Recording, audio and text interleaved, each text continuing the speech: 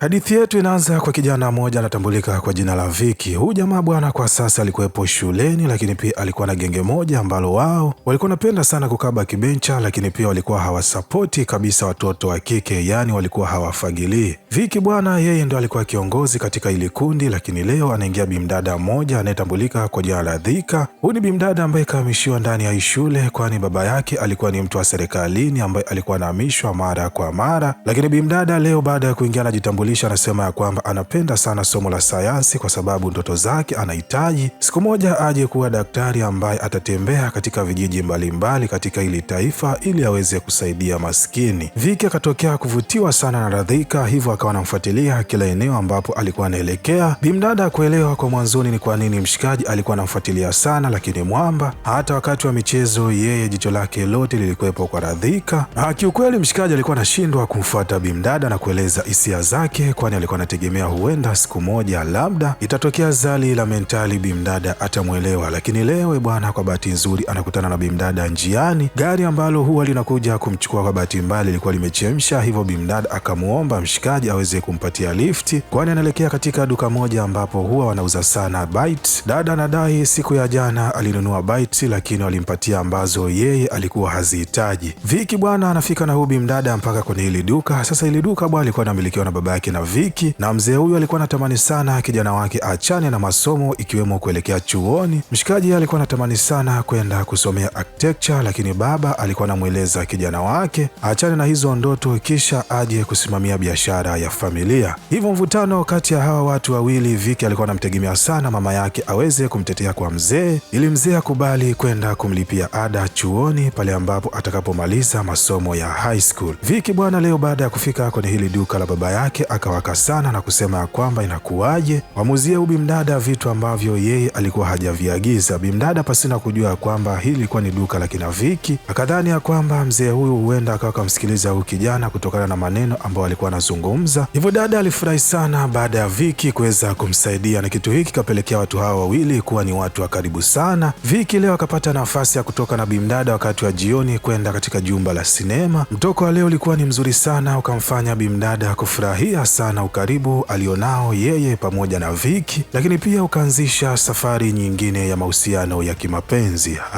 Mapenzi ya watu hawa wawili alikuwa ni moto sana, kama jinsi unavyoelewa mapenzi ya shule bwana huwa ni pambe kweli kweli. Hamna ambaye ana majukumu zaidi ya kila mmoja kutafakari ndoto alizonazo katika maisha yake. Hivi ndivyo ilivyokuwa kati ya Vicky pamoja na bimdada Dhika, lakini leo watu hawa wawili wanakutana Kilimani, sehemu ambapo alikuwa amezoea sana kukutana. Bimdada anakuja na habari ngumu sana kwa Vicky, kwani anamweleza kwamba baba yake amehamishwa ndani ya hili eneo. Hivyo dada anasema inabidi yeye naye aweze kuondoka na baba yake, lakini kabla hajaondoka anamwachia zawadi ya simu na kumweleza simu hii bwana itatufanya tuwe karibu hata kama tutakuwa mbalimbali, kwani tutakuwa tunawasiliana mara kwa mara. Na dada anasema kwamba anampenda sana mshikaji, lakini imebidi tu kuondoka kwani hawezi kukaa eneo hili peke yake. Vicky anajaribu kumweleza bimdada Dhika, labda ukazungumze na baba yako juu ya mahusiano yetu ya kimapenzi, huenda labda mkatafuta solution nyingine. Dhika anamweleza Vicky ya kwamba sisi bado ni watoto wadogo sana na mimi siwezi nikaamua kwa sasa ya kwamba mimi ni mkeo ama wewe ni mme wangu. Hivyo dada anadai ya kwamba anahitaji kupata muda, lakini pia kukutana na wanaume tofauti tofauti ili aweze kung'amua ni nani ambaye atamfaa.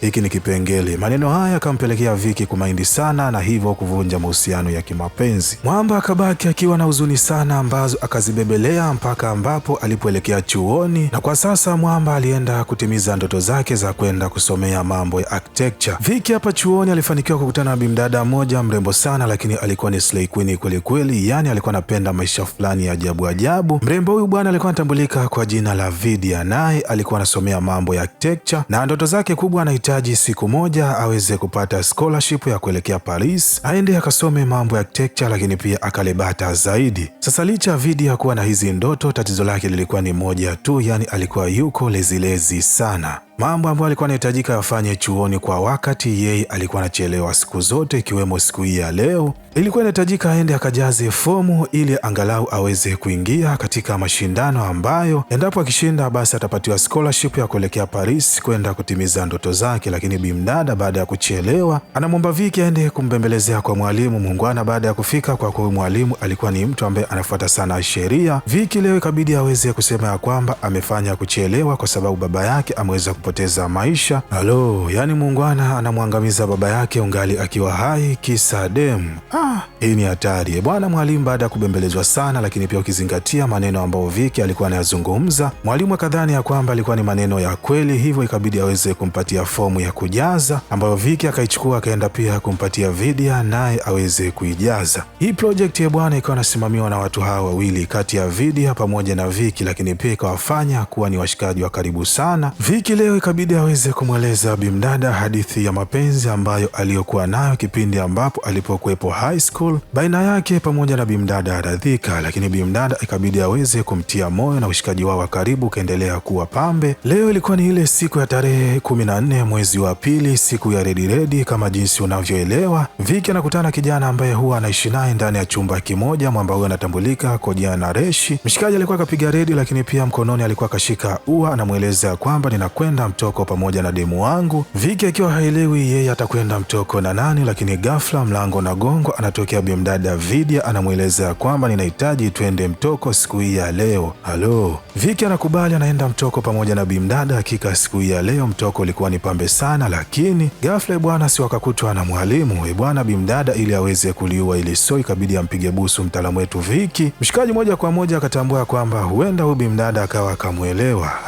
Viki akawa na furaha sana, lakini pia akawa anatambua bimdada naye alikuwa anamuelewa, hivyo watu hawa karibu urafiki ukawa ni mkubwa sana na ushirikiano, na hata watu wa pembeni nao wakaanza kutambua ya kwamba huenda washikaji wakawa na mahusiano ya kimapenzi. Bata lilikuwa linaendelea huku project nayo ikiwa inapamba moto. Baba leo anafika mpaka chuoni. Baada ya kufika bwana anapata taarifa kutoka kwa mwalimu ya kwamba hakika huyu kijana ni mzuri sana, lakini ninachosikitika ni kwamba baba yake alishafariki. Hakika baba aliumia sana baada ya kugundua ya kwamba mwanaye amemletea umauti ungali yeye akiwa hai kisa mapenzi. Baba baada ya kwenda kumuuliza Viki, mshikaji akamweleza baba yake ya kwamba ilibidi aweze kufanya hivyo kisa bimdada ambaye alikuwa anatambulika kwa jina la Vidya. Mzee kimtindo akafarijika, kwani alikuwa anatambua ya kwamba huenda mwanaye alikuwa bado anamwazia Radhika, lakini leo baada ya kugundua kwamba tayari moyo wake ulishahamia kwa bimdada Vidya, hakika akasahau makosa yote. Washikaji bwana wanafanikiwa kusubmit project, na leo Viki anapigiwa simu, anaelezwa kwamba hongera sana kwa project ambayo tayari mmesha isubmit. Hakika tumekuchagua wewe kuwa mmoja kati ya mtu ambaye utapata scholarship ya kwenda Paris kusomea mambo ya architecture. Mshikaji akakataa, akasema kwamba anahitaji kuelekea ndani ya lile eneo pamoja na bimdada Vidya, na kama nafasi ipo ya mtu mmoja tu basi hiyo ofa yeye anaikataa. Na Recha akajaribu kumbembeleza mtaalamu wetu Viki basi hiyo ofa aweze kumuunganishia yeye kuliko kuikataa kabisa, lakini Viki alikataa hii ofa muhimu sana na nzuri kwa ajili ya future yake, ili tu aweze kusaidia penzi baina yake pamoja na bimdada Vidya, kwani alitambua kwamba hii ilikuwa ni moja kati ya ndoto ya bimdada Vidya, na endapo yeye akienda na Vidya akibaki huenda bimdada akajisikia huzuni. Viki alitambua kwamba amefanya kitu sahihi sana, lakini leo wakati wa jioni bimdada Vidya anapitia dirishani na kufika humu ndani. Anamweleza Viki, bwana nina furaha sana kwani leo nimepigiwa simu ya kwamba nimepata scholarship ya kuelekea Paris kusomea mambo ya architecture, na watu wale bwana wanasema kwamba hii ofa kuna mtu alikuwa amempatia lakini aliikataa, na mimi nashangaa sana mtu gani huyo aliyemjinga kuikataa ofa kama hii ya scholarship. Dada alikuwa anaongea hizi pumba pasina kutambua ya kwamba mtu aliikataa scholarship alikuwa ni mtaalamu wetu Viki, na Reshi alibaki mdomo wazi, kwani haya maneno naye alikuwa anasikia. Kucheka alishindwa, kulia nako alishindwa, lakini bimdada ndio hivyo bwana, anaondoka akiwa na furaha sana. Mwanamke wa pili huyu anaondoka kwenye maisha ya Viki. Nami najiuliza maswali, lakini pia ninakuuliza na wewe, je, kitu alichokifanya Viki cha kukataa scholarship kisa tu penzi la bimdada ni sahihi ama amezingua? Lakini pia kitu kingine cha kushangaza, mtaalamu wetu Viki hakuwahi kabisa kueleza hisia zake za kimapenzi alizonazo kwa bimdada Vidya. Hii ni mistake nyingine. Sasa baada ya hili tukio, lakini pia baada ya mshikaji wetu kuweza kumaliza chuo, alionekana akiwa na huzuni sana. Baba mtu kwa kuwa alikuwa anatambua mwanaye alikuwa ni chizi mapenzi, lakini pia alishatoswa na wanawake zaidi ya wawili. Leo bwana akaamua kwenda kumtafutia mchumba ili mshikaji aweze kuoa. Alitambua ya kwamba endapo mwamba akifunga ndoa, basi huenda akawasahau wale wanawake wengine waliomtenda vibaya na kuweza kumpenda mke wake wa sasa. Mshikaji bwana sasa hivi alikuwa akapatiwa chombo kimoja kizuri sana. Sasa leo alikuwa anapiga stori mbili tatu baina yake pamoja na huyu mchumba wake ambao inahitajika awe mke wake hivi karibuni. Dada anasema kwamba huko mwanzoni kuna mwanaume ambaye alishawahi kumpenda, lakini kwa bahati nzuri hakuwahi kabisa kumpatia chochote, yani hakuwahi kumpatia tunda lake aweze kulimega, kwani bimdada anasema kwamba tunda lake ameliandaa special kwa ajili ya mume wake. Lakini pia anasema kwamba katika maisha yake yeye alikuwa anatamani sana kupata mwanaume ambaye atakayempenda, yani kukaa kwenye ndoa ambayo watakuwa wanapendana na wala sio ndoa ya kupangiwa. Familia ya Vicky walifurahi sana baada ya kuona bwana kijana wao amekubali kumwoa huyu bimdada, hivyo wakaamua kuhamia katika hoteli moja ambayo ilikuwa ni pambe sana. Wakapiga kambi ndani ya hili eneo mpaka pale ambapo Vicky ndoa yake itakapokamilika. Hapa zilikuwa zimebakia siku kama 3 hivi ndoa iweze kupita baina ya Vicky pamoja na huyu mchumba wake, lakini leo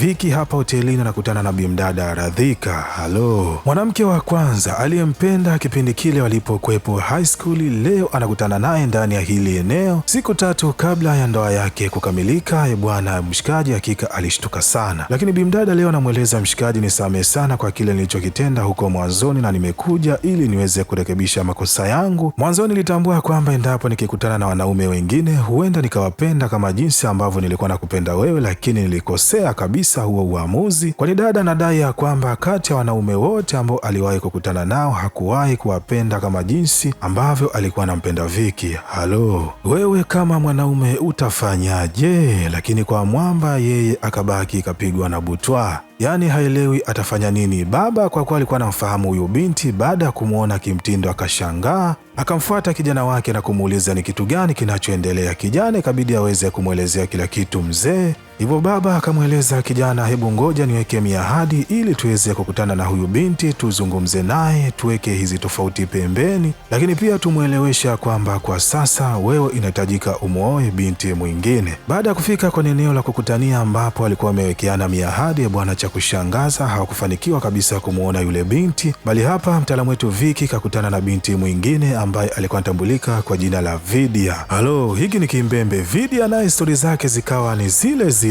Anamwomba msamaha mshikaji, lakini pia anamweleza ni kwa nini hakumwambia kama anampenda tokea mwanzoni, na anasema kwamba alifanikiwa kuzungumza na Nareshi na kumweleza kila kitu, kwamba yeye ndio alikuwa ni mtu ambaye alikuwa amekataa ile scholarship ya kuelekea Paris, Ufaransa. Na Vidya anasema kwa uhakika mkubwa kwamba ninatambua na wewe bado unanipenda, hivyo nimekuja kwenye hii ndoa ambayo ninaamini kabisa unalazimika kumwoa huyo bimdada, na mimi kwa kuwa ninakupenda sana toka ndani ya kilindi cha moyo wangu, hivyo ninakuomba uweze kunioa. Halo, wanawake hawa wote wawili ambao walikuwa gani wapenzi wake huko zamani, leo wamekuja siku chache kabla ya ndoa. Kila mmoja anakuja kudai ya kwamba eti alikuwa anampenda, hivyo anahitaji yeye ndiyo aolewe. Halo, sijui ungekuwa wewe ungefanya nini? Anyway, Vicky akiwa bado haelewi ni jambo gani ambalo anaweza akalifanya, lakini huku familia wao wakiwa wanaendelea na shamla kama kawaida, wakiwa wanatambua kwamba bwana siku 2 zijazo basi jambo linakwenda kukamilika. Wakati wa jioni, bimdada ambaye alikuwa ni bibi harusi original anafika ndani ya hili eneo, lakini pia bimdada Vidya naye anatia timu na kuweza kusikiliza hiki ambacho mshikaji anaenda kukizungumza, lakini mzungumzaji akawa ni bibi harusi original ambaye yeye akawa anasema ya kwamba Vicky, unisamehe sana, lakini mimi ndio mtu ambaye niliyefanya kuwaalika hawa wanawake wote wawili ambao unaowaona. Dada anasema baada ya kupata taarifa ya kwamba Vicky anahitaji kumwoa, hivyo akaelekea nyumbani kwao kwa lengo la kwenda kuangalia ni zawadi gani ya surprise ambayo ataenda kumwandalia mume wake huyu mtarajiwa. Bimdada anasema ya kwamba baada ya kufika pale nyumbani, kwa bahati nzuri alimkuta baba mtu ambaye alimruhusu kuingia kwenye chumba cha Vicky. Mle ndani bimdada alifanikiwa kukutana na dali ambayo ndani yake kulikuwa kuna hadithi nzima ya mapenzi ya mtaalamu wetu Vicky pamoja na hawa wanawake wawili, lakini pia hata picha zao zilikuwepo ndani ya ile diary. Sasa bimdada anasema ya kwamba baada ya kuweza kuipata hiyo hadithi ikabidi aweze kuwatumia kadi za mialiko hawa wanawake wote wawili. Lengo ni kwamba alikuwa anahitaji aweze kuwakusanya wote watatu katika eneo moja ili Vicky aweze kuamua ni mtu gani ambaye anaenda kumuoa, lakini haya maamuzi inabidi ayafanye kutoka ndani ya kilindi cha moyo wake. Halo, hii nimeipenda, sio ile watu mlishafunga ndoa alafu ex wake anakuja wanaanza kupandiana. Halo, zinakuwaga mambo ambazo hazipendezi kabisa.